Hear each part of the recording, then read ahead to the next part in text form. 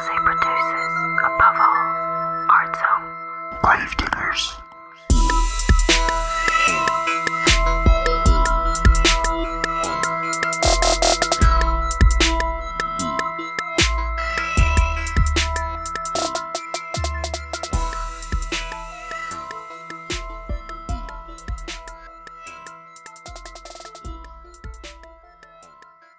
Hi.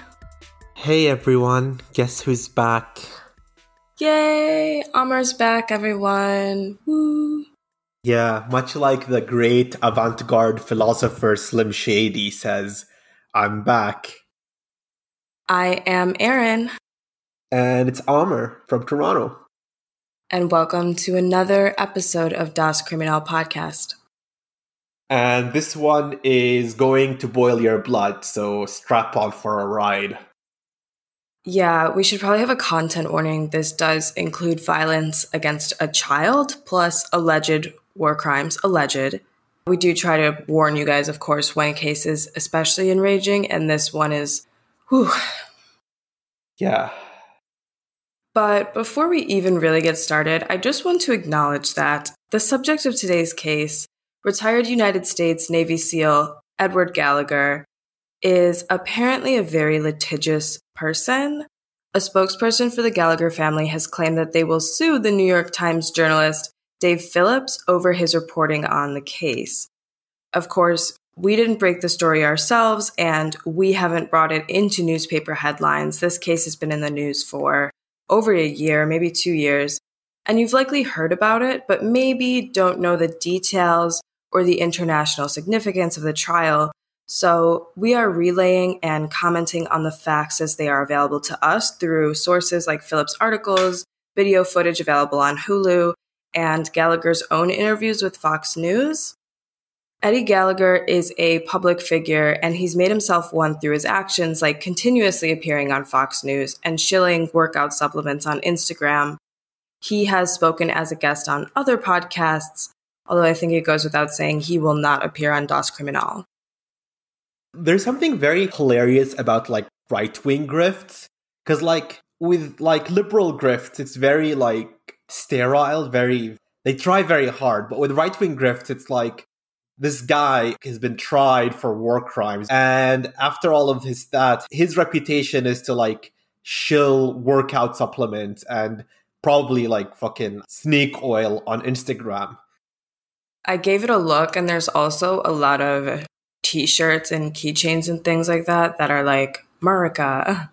All of them are like that. Like that guy who killed Trayvon Martin, George Zimmerman. Wasn't his shtick is to sell t-shirts now? Like he was selling t-shirts and stuff? I think so. There's a lot of anti-Colin Kaepernick t-shirts and stuff where you're like, wow, this is what you do now. Okay. Yeah, but it's fascinating because on a material level, conservatives currently hold all the levers of power. They control the Senate, they have the judiciary, and they have the presidency. And yet somehow they still get angry because some football player refuses to prostrate themselves to their liking enough. They're so obsessed with winning with a culture war. Yeah, it's also these people being like, I didn't fight in Iraq so you could kneel for our flag. And it's like, no, you fight for the interests of big oil. That's even sadder. Yeah, but even if we take their claims at face value, you're over there fighting for freedom, well, technically freedom should include freedom to not stand for the flag or whatever. But yeah, therein lies the hypocrisy of the right, I guess. Yeah. Well, let's get started. Our story begins on May 4th, 2017, in western Mosul, northern Iraq. The city was embroiled in a fierce battle between the so-called Islamic State and the Iraqi army, supported in different ways and to various degrees by the Kurds, Iran, Hezbollah, Pakistan, and a joint task force led by the United States. At this point, Mosul's people had suffered under ISIS for nearly 3 years, with ethnic and religious minorities bearing the worst of it. We could talk about the horrors of ISIS all day, but we're going to assume that our listeners don't need a refresher. The Iraqi security forces had secured most of eastern Mosul, but the city's western part was still a battleground. It was a bloody battle and especially dangerous for civilians. For instance, in March 2017, the U.S. Air Force bombed the El Aghawat al-Jadida neighborhood in western Mosul, killing hundreds of civilians. While the Pentagon claimed those casualties were accidental, as it always does, the Iraqi parliament and international observers like Amnesty, the UN, and Human Rights Watch expressed concern over the high civilian death toll.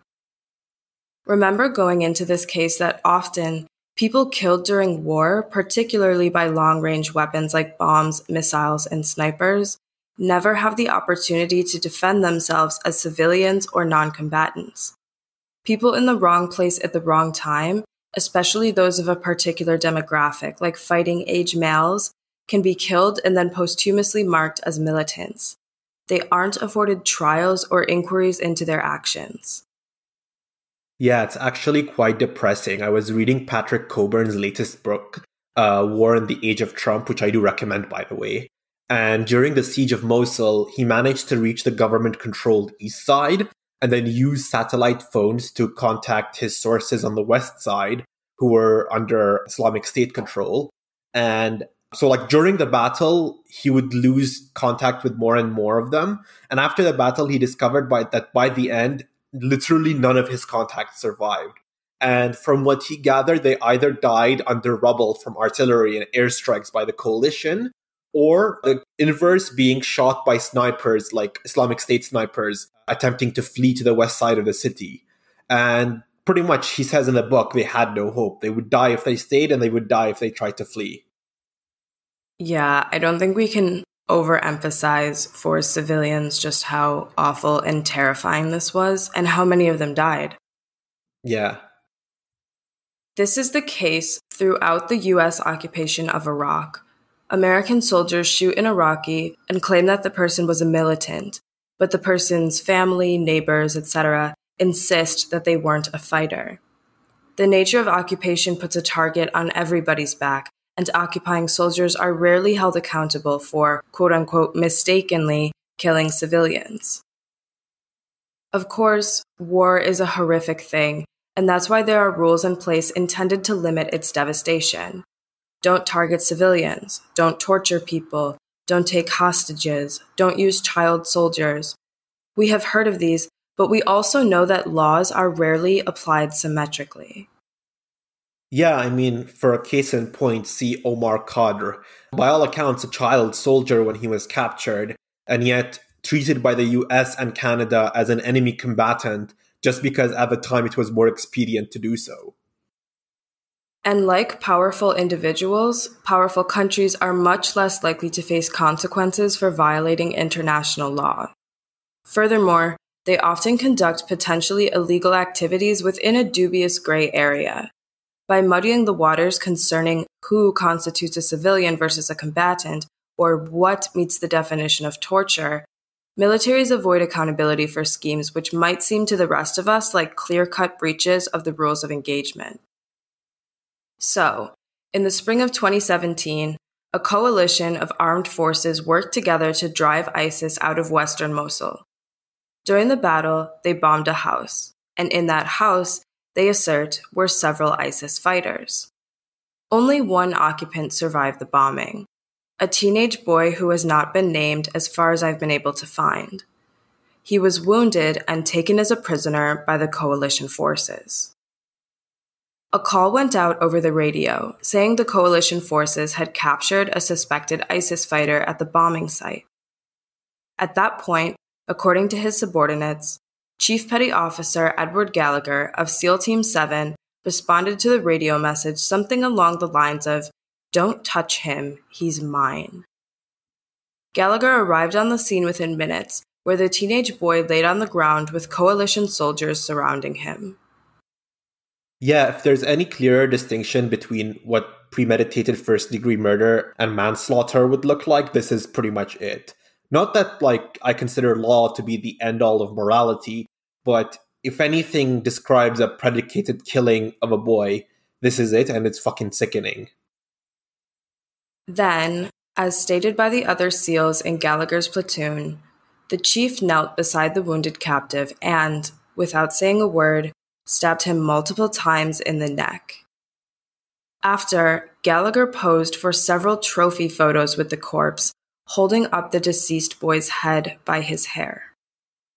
These photos are on the internet and they're easy to find, but I wouldn't recommend searching for them. They're really horrific and nobody needs the image of soldiers gloating over a dead child in their head. So who is Eddie Gallagher? In 2017, he was a career soldier and a highly decorated one at that. This tour in Iraq was his 8th deployment, and he was a leader of a 16-man platoon in SEAL Team 7. According to those soldiers, Gallagher was, quote, evil, toxic, and perfectly okay with killing anybody that was moving, end quote. Dave Phillips of the New York Times has written extensively about this case, and he reports that Gallagher's subordinates saw Gallagher commit other unlawful killings during the Battle of Mosul. They insist that Gallagher shot indiscriminately into crowds and picked off people from his sniper's nest for no reason. In footage obtained by the New York Times and published in part on Hulu, other snipers tell investigators they would regularly fire warning shots to alert civilians to flee the area before Gallagher could start shooting. So when is Clint Eastwood going to make a movie glorifying this bloodless psychopath? Just wondering. Yeah, it's very wannabe Chris Kyle. Yeah, pretty much. On one occasion, Gallagher's colleagues report that he shot a girl in a flower print hijab who was walking with her friends along the river, probably the Tigris which runs through Mosul. She fell to the ground and her friends dragged her away. Another time, Gallagher's platoon alleges he shot an older man in the back while the man carried a water jug.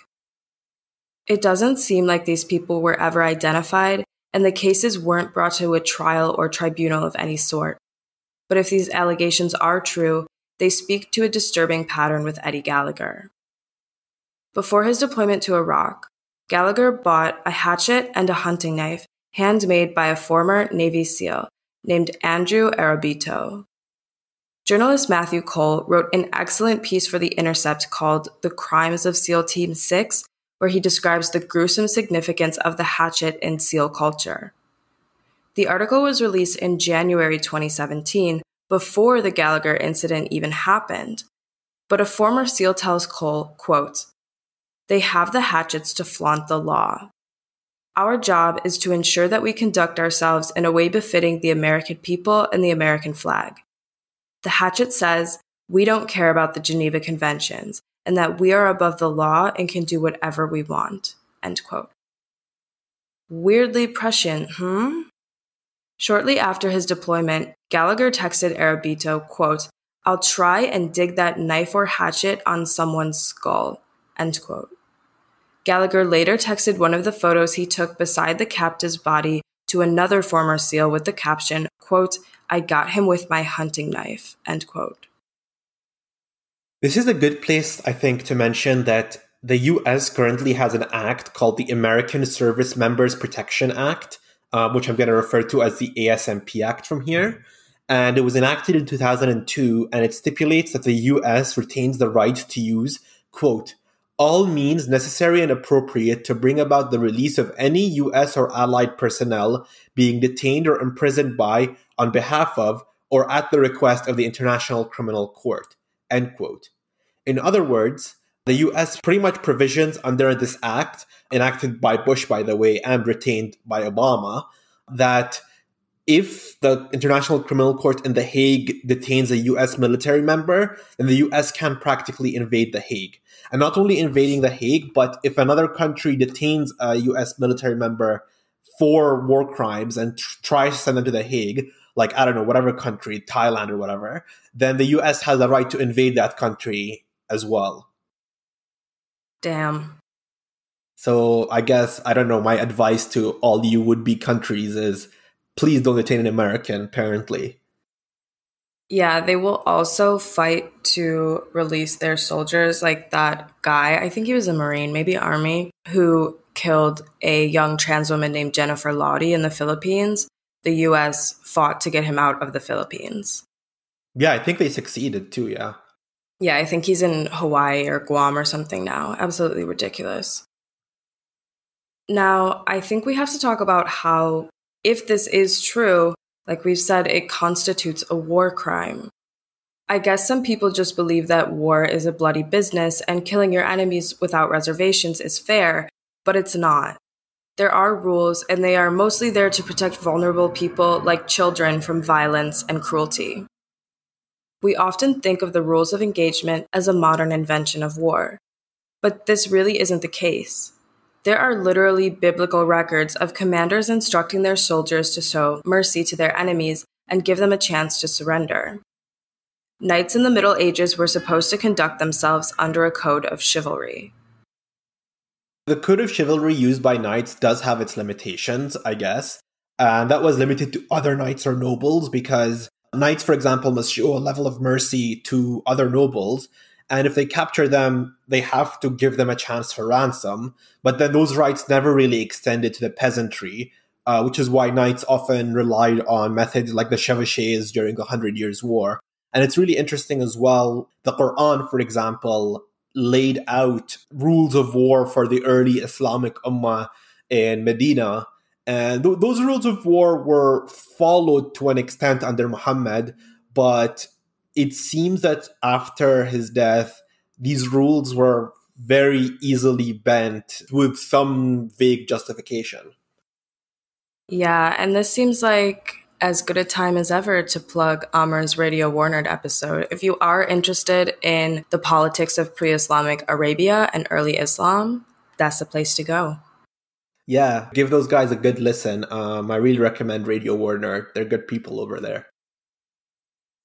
Of course, we can have endless ethical debates about what the rules of engagement should be, but the assertion that war crimes are a new concept or a United Nations concoction intended to weaken militaries is just wrong. The Third Geneva Convention outlines the treatment of prisoners and specifies that they must be protected and given medical treatment if necessary. Now, arrests and prosecutions for war crimes are complex topics of legal scholarship and international relations that we will discuss throughout this entire podcast and probably on our next episode as well. But it's important to note that almost the whole world agrees that prisoners of war should not be killed. Regarding this specific case, I have some immediate questions that I haven't seen answered by other media outlets. First, how do we know for sure that the teenage boy was an ISIS fighter? It's the coalition's word against his, and he's dead along with everyone else in that house. I haven't found any source that disputes that he was affiliated with ISIS, but I doubt we will ever really know the extent of his involvement. A video released by the New York Times shows the teenager lying on the ground while soldiers shout at him in different languages. He's disoriented, maybe suffered a concussion or something in the bombing, and he tells one person in Arabic that his father told him, quote, not to join them, end quote. I assume them, in this case, means the Islamic State, so I suppose that is taken as a confession. I still think, though, if we are going to take all these precautions to note that Eddie Gallagher is an alleged criminal or an accused criminal, we have to show the same scrutiny for this teenage boy. Don't forget, 6 weeks before this incident, the U.S. Air Force had bombed hundreds of Iraqi civilians and erroneously claimed they were ISIS militants. We should be very wary of accepting that this character was an ISIS fighter on the word of the people who blew up the house. One article by Phillips says the boy was between 12 and 17 years old. In that case, we are talking about the death of a child soldier. Indeed, I think ISIS is despicable, and any person who willingly enlists is also contemptible. But I believe, especially in the case of children, that re-education is possible. That doesn't mean people shouldn't be held accountable for the crimes they've committed. But a teenager indoctrinated into violent Islamism deserves a chance to atone, as do teenagers pulled into cults or gangs. It is also possible, by the way, that ISIS press ganged this child to join their army under threat of his death or the death of his family. On a wild tangent, in the beginning of the movie Saving Private Ryan, the American troops shoot what appears to be 2 Wehrmacht soldiers who are begging and pleading in what initially appears to be German, but if you turn on the subtitles, it's revealed that they're begging and pleading in Czech, and what they're trying to say is that they were captured by the Nazis and forced to fight. And I only describe this scene because it's entirely feasible that this child, even if he was an ISIS fighter, was forced to fight, like many child soldiers in many scenarios. In this specific case, too, we don't even know who this boy was or what he did. Did he shoot at people? Kill people? Was he involved in sexual violence and human trafficking like many ISIS fighters are? Was he just in a supporting role, as so many enablers of atrocities have argued? In any of these circumstances, he should be held accountable for what he did, but I don't think we'll ever really know those details because he's dead. I think we should all be suspicious of one body, like the Navy SEALs playing judge, jury, and executioner. And we definitely can't allow soldiers to kill people and then say, oh, they were terrorists. That sets a very dangerous precedent. And, as we will later examine, someone in this case is lying about what happened. Maybe it's Gallagher, or perhaps it's the other SEALs. But in any circumstance, why should we believe they're all telling the truth about whether the targeted house was definitely an ISIS lair? It's not as if they found Abu Bakr al-Baghdadi in there. There are also questions about the extent of the boy's wounds before he was killed. In one article, Phillips writes that the captive had been wounded in the leg and elaborates, quote, a video clip shows the youth struggling to speak, but SEAL medics told investigators that his wounds had not appeared life-threatening, end quote. A later article states that the teenager had a collapsed lung and that SEAL medics were cutting a hole in his side to insert a tube when Gallagher approached and stabbed the captive. These details will become very important when we discuss Gallagher's trial. According to the other SEALs in Gallagher's platoon, the stabbing of the teenage prisoner was the last straw. They held a meeting and decided to report Gallagher's conduct to the higher-ups. At first, however, the SEAL leaders back in San Diego were unreceptive to accusations against Gallagher. They warned the platoon that turning in their leader could devastate their careers, and word got back to Gallagher that his subordinates had sounded the alarm. Okay, I'm really curious here. If this is the straw that broke the camel's back, I wonder what things other SEAL members did that is considered normal or not complaint-worthy. Right, like the Intercept article about the hatchet culture, that the entire point of it is being brutal toward the people whose countries you occupy. Pretty much, yeah. It's like, it seems not just like that Gallagher is separate, but that this is part and parcel of what SEALs are supposed to do in other countries. Yeah, and that they say he used to snipe people from his sniper's nest like a little girl and an old man. Okay, and you didn't follow up on those? There's photographic evidence of this, so maybe that's why they figured we can definitely do something about this, but like, how many basically nameless, faceless Afghans and Iraqis have to die before someone does something? This guy's a serial killer. Yeah, and they're all aiding and abetting it, at the very least. The Navy Times reports, quote, Gallagher attempted to cover up these alleged crimes by threatening to murder witnesses and embarking on a campaign to identify other whistleblowers, get them blacklisted in the special warfare community, and ruin their careers, end quote. Yeah, and I'd say the special warfare community is definitely one where you don't want to be blacklisted. Yeah, the real VIP area. I just mean I don't want an actual serial killer to have me on his naughty list, for sure. Oh, absolutely not, yeah. Although, here we are making a podcast about it, but I don't think he can get into the country where I am, so... Well, I hope not. But the platoon didn't stop pushing. It took nearly a year, but finally, NCIS took the case. In September 2018, Eddie Gallagher was arrested on several charges, including murder and attempted murder. Because he had threatened the SEALs who witnessed the alleged crime, he was thrown in the brig to await trial. In the meantime, Edward Gallagher became a cause célèbre for conservative hawks. His family managed to capture the attention of Fox and Friends. they regularly appeared on the show to complain about Gallagher's conditions in prison. Which is like, don't all the conservatives suddenly become prison abolitionists once their guy gets thrown in prison? Oh, absolutely. Once like their cousin or whatever gets thrown in prison, even if it's like for something as asinine as like not even embezzlement, something dumb like a ticket, and they sit there for 6 months, suddenly they talk as if they're Marianne Kaba. Of course, Fox and Friends is President Donald Trump's favorite show, and the commander-in-chief himself began publicly supporting Gallagher, much to the Navy's chagrin. Interestingly, the last time a president intervened in a prison condition matter was President Nixon on behalf of William Calley, the man convicted of perpetrating the My Lai massacre. Other notable Gallagher supporters include former Navy SEAL Representative Dan Crenshaw of Texas and Representative Duncan D. Hunter of California, who said that he too had posed with dead bodies for photos while serving as a U.S. Marine, as if that somehow makes it okay. So, I don't understand. If he's confessed, why can't we just throw him in the brig with Eddie?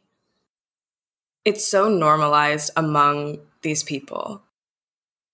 Hunter has since resigned from Congress after pleading guilty to misusing campaign funds following a scandal that involved him spending money on extramarital affairs with 5 different women. If I were Eddie Gallagher, I'd probably be like, thanks, but I don't need your help.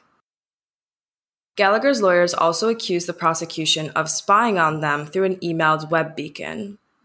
The judge ordered that the chief prosecutor, Commander Christopher Sapp-Black, be removed from the case, and the proceedings were delayed. This is another instance of the prosecution throwing a case where the defendant is a soldier or police officer. I know we really get our tinfoil hats on about this all the time on the podcast, but like, really start. There is a pattern here. There's definitely a pattern here, and it's obvious, at least to me. Whenever the defendant really is a soldier, a police officer, suddenly the prosecution just like fucks up in such obvious ways. Yeah, the most basic, like, an amateur lawyer would know that not to do that. And meanwhile, Eddie Gallagher was released from prison to await trial on these 7 different charges. In June 2019, Edward Gallagher's trial began. He sat before a jury of enlisted military personnel and a Navy judge. The prosecution laid out their evidence. Gallagher sent a text before the killing saying he would, quote, dig that knife or hatchet on someone's skull, end quote. Other Navy SEALs had told investigators they saw Gallagher stab the knife into the unarmed captive's neck. Gallagher posed with the corpse for photos. He then sent those photos to other ex-SEALs with the caption, quote, got him with my hunting knife, end quote. It seems to me like an open and shut case, but what happened next is the stuff of primetime procedural dramas. After several SEALs testified that they saw Eddie Gallagher stab the prisoner in the neck, killing him, the defense called Corey Scott, the medic at the scene, to the stand. The lawyers asked Scott if he had witnessed Gallagher stab the captive, and Scott said yes. Then the lawyers asked Scott if this stabbing had killed the captive, and Scott said no. The defense pressed on. How did the medic know that Gallagher hadn't killed the teenager? Corey Scott said that he himself had killed the captive by blocking his breathing tube until he suffocated. The prosecution's case against Gallagher was falling apart. They had granted Scott immunity in exchange for his testimony against Gallagher, assuming his story on the stand would match the one he told Navy investigators. Gallagher had killed the captive. Okay, I'm not a lawyer, so take my word with a grain of salt, but I'm convinced at this point that the prosecution is trying its best to pretty much throw the trial, because no prosecutor could be this idiotic, and any immunity deal would at least have to include, I think it would have to include a signed written statement from the person they're giving immunity to, in this case, the medic, Scott, that they can then use as a counterweight, showing the statement being like, well, see, you signed this piece of paper with your statement. Am I wrong in that? I don't know. I'm not. That's what I understand from law. I think immunity means you cannot be prosecuted for what you say, and you can also plead the Fifth Amendment, which means you will not implicate yourself in any crimes. So if I was supposed to testify about someone else and they asked me what I was doing at the time of the murder or whatever, and I was doing something illegal, but I wasn't doing the murder, or I suppose even if I was, I would just plead the Fifth. Right, but he completely threw their testimony, so surely they had a signed document countering his claims on the stand. I don't know. Well, they had, I'm sure, what's called his depositions, which is when they That's what that's what I mean. Yeah. But he countered his own deposition.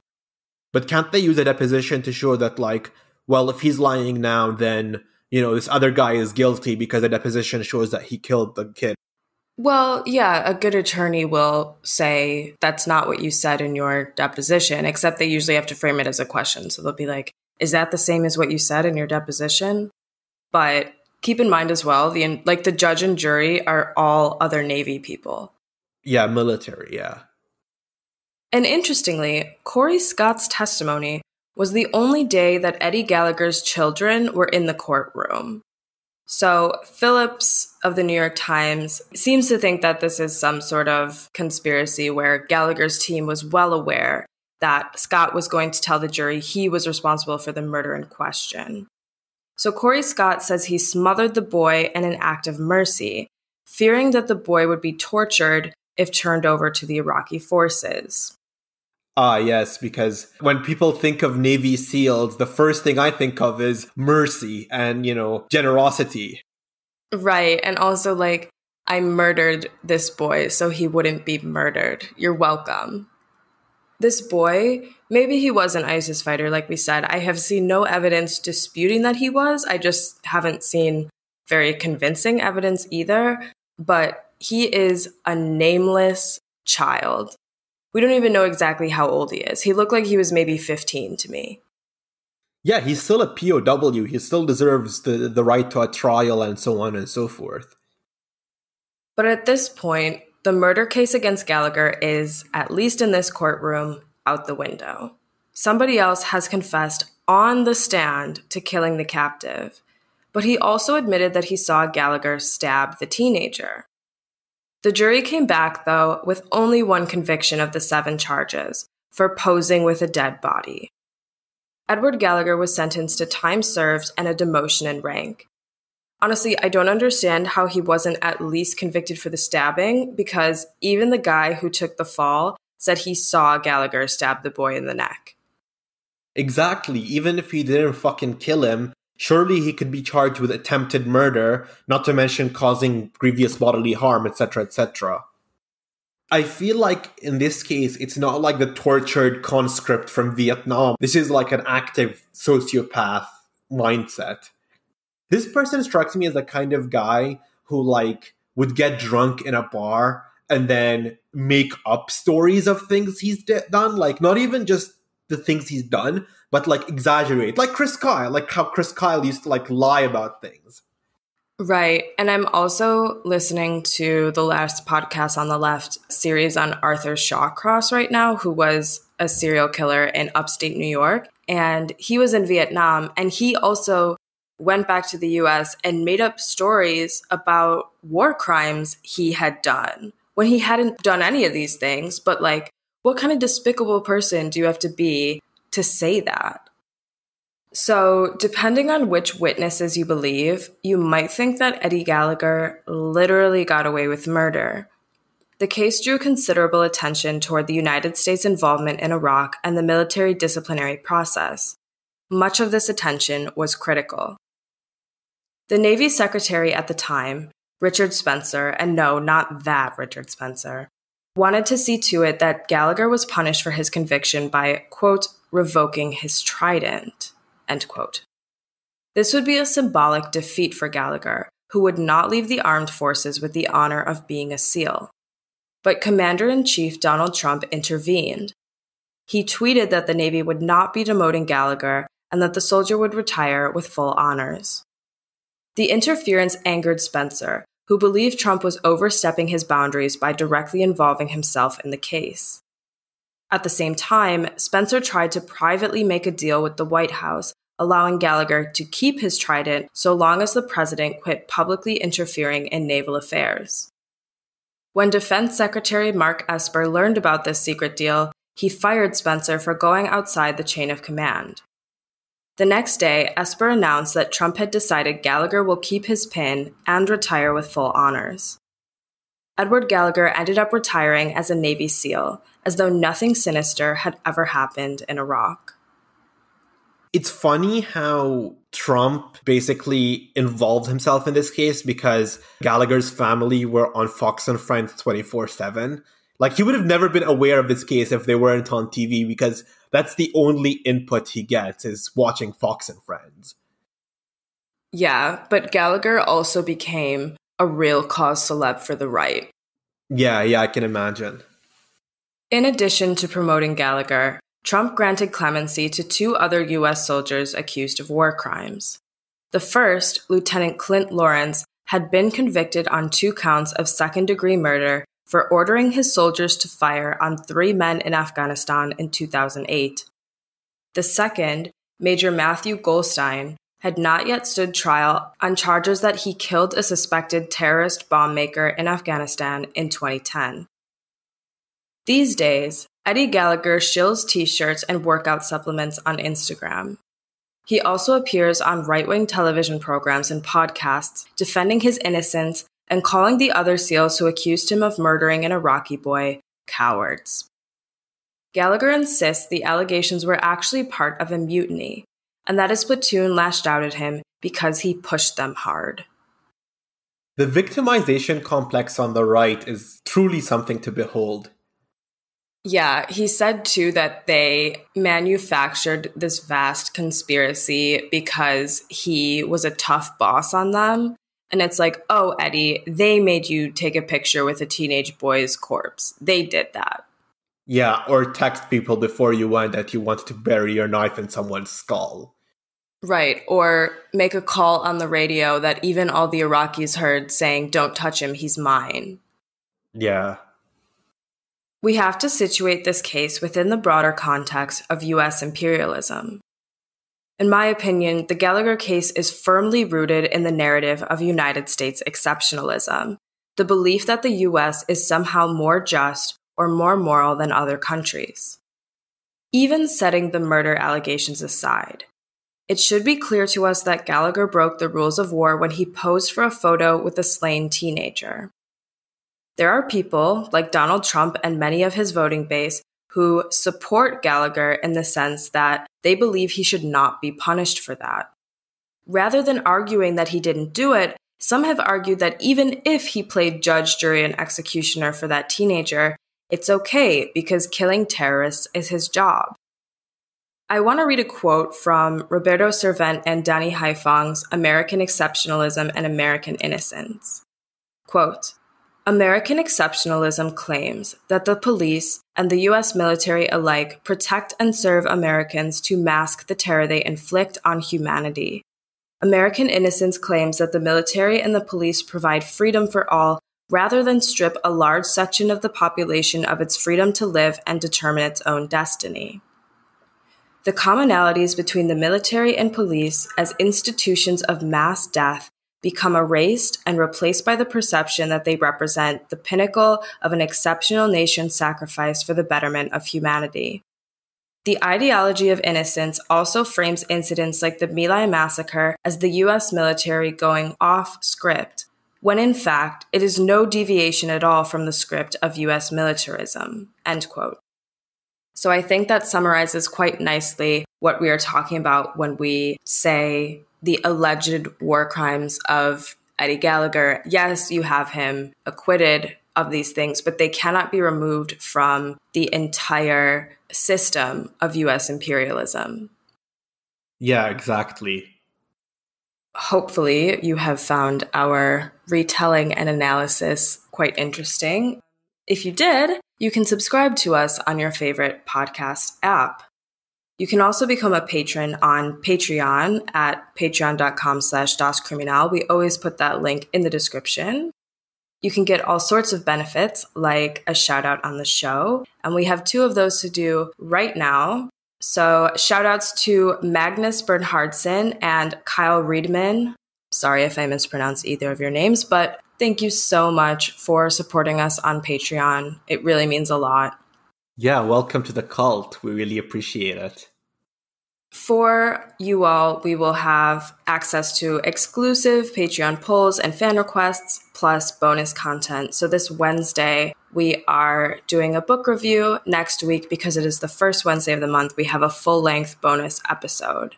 Plus, you get that warm, fuzzy feeling of supporting us because it does cost money to purchase our equipment, our hosting fees, things like that. So thank you guys so much.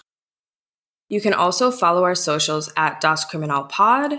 We post photos on Instagram about the cases. Don't worry, we're not going to post the trophy photos. Those are disgusting. Don't worry about that. And please rate us 5 stars and leave a review on Apple Podcasts. It really helps the show's visibility. And tell your friends. Yeah, tell everyone. Tell your friends, your family, your religious congregation, etc., etc. Until next time, everyone. Bye.